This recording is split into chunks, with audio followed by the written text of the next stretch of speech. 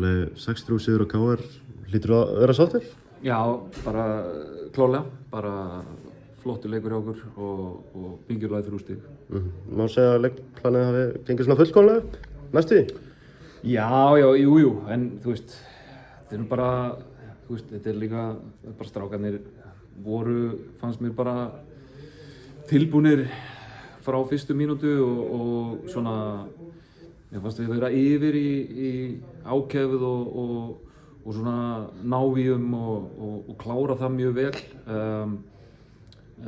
Svo vorum við aggressífir að fara aftur fyrir það og völdum vel þar og sem skapaði fyrir okkur fullt af góðum tækifærum og við nýttum þau ágætlega í dag. Við hefðum getað skorað fleiri en já, bara flottur leikur.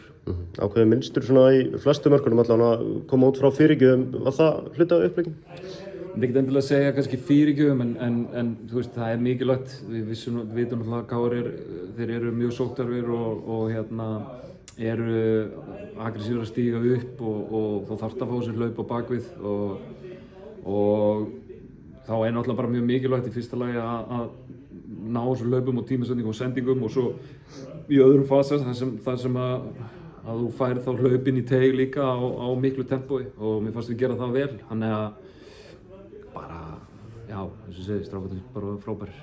Í upphafi móts verið gagnrýndir fyrir að vera að skora lítið, heldur betur að svara því núna í síðustu leikjum? Já, þú veist, við vitum alveg, eins og við sagt, við bara vitum alveg hvað við erum með í höndunum. Þetta lið er ótrúlega gott og margir leikmenn sem geta skorað og komið að mörkum. Þannig að, þú veist, sú umræða bara var eitthvað sem var búið til svolítið, fannst mér í byrjun móts. En ég sagði nú samt í viðtali fyrir leikinn dag að það var erfitt að fá þessi 3 mörk og vinna leiki, en við gerum það samt. Þannig að það er klárlega, þú veist, áfram hlutir sem við þurfum að bæta en það var margt mjög gott í dag.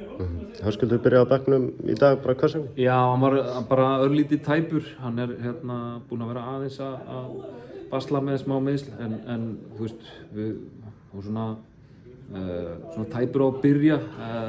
Ætluðum honum að koma kannski í fyrsta lagi inn á í hálfleik eða síðustu 30 en svo náttúrulega lendum við í að Andri dettur út og við töldum hann og hann var nógu góður til þess að koma inn og var frábær eftir það. Andri, eitthvað alvarlega meiddur?